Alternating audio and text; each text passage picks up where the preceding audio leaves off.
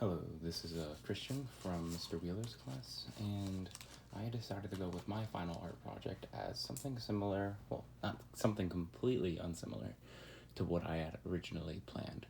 What I had wanted to do before was a really simple idea that I felt like most other people were going to do, so I decided to go with something original.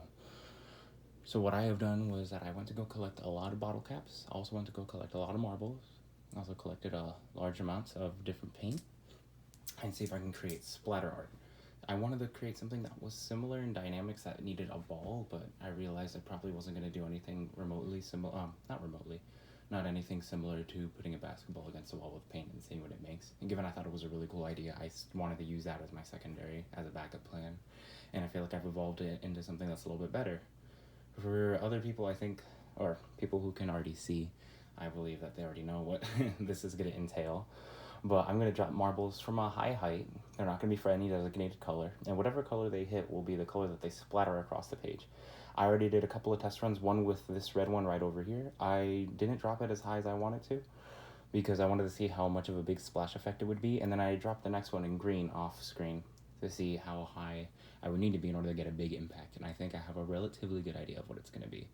I'm using a pegboard right now, so worst comes to worst, I will just get on that as well. And this is a pegboard that I'm going to use for other malicious things.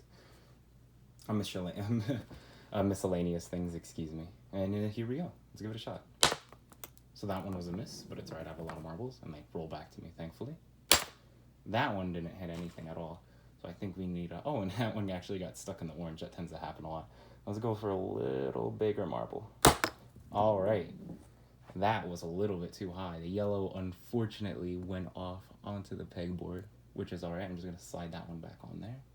Let's get it from a little lower shot. Alright, so there we go. We finally have one. Took a little while. Move that marble out of the way.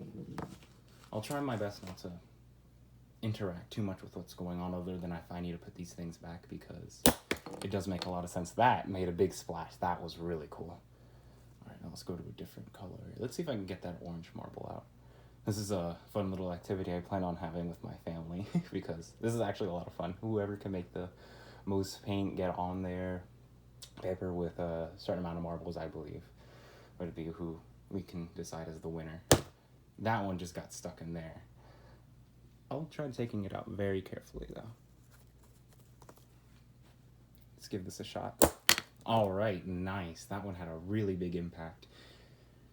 Unfortunately, a lot of it is getting on the marble. I will give it a little bit of a push to see if I can push it down. There we go. That's actually really cool.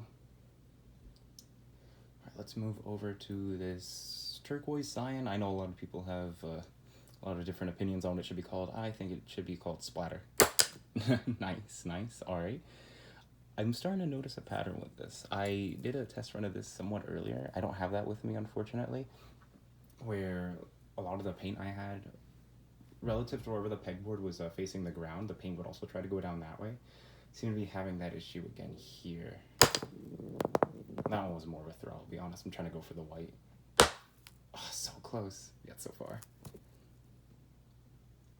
There we go, nice. That had a really big white display, but you can't really see it because of the white paper. I'll give it a panoramic shot once we're done. Let's go for the purple. Ooh, got stuck again. See, this I'm gonna move back on. I guess I can move this one back on as well. Let's give it another big shot. I'm gonna angle it over here. Unfortunately, I don't have the shadows to work with me because it is almost, afternoon, almost evening, which is like, what, 5 o'clock? It's very odd, if you ask me.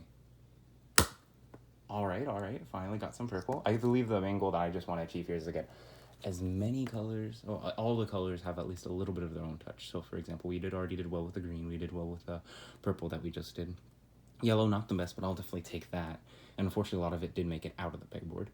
Let's take a look here. Oh, let's do pink. We haven't done pink yet. Nice. All right. Let's give it one more shot over here. Oh, let's give some red. All right. That got stuck in there. You know, let's try using a smaller marble. Maybe that'll kind of work out, because I know if we can hit it towards the end, we can actually make the thing flip really high. Oh, we made it flip, but it didn't seem to make an impact. Oh, it's all right. Let's just let that little guy roll down. Oh, he's a little too stuck. That's all right. Let's just pick him up. Yoink. Let's try that again. So close. All right. That worked marvelously. Let's come over here. Let me take this big guy out. All right. Thankfully, I decided not to do this on the table where I was going to do it earlier. That seems to be a much cleaner cleanup. Nice. All right. That actually made it somewhere in my room. A little on my bed sheets, but that's fine. Just a little bit of red paint won't hurt anyone. Right, and I think that actually just about does it.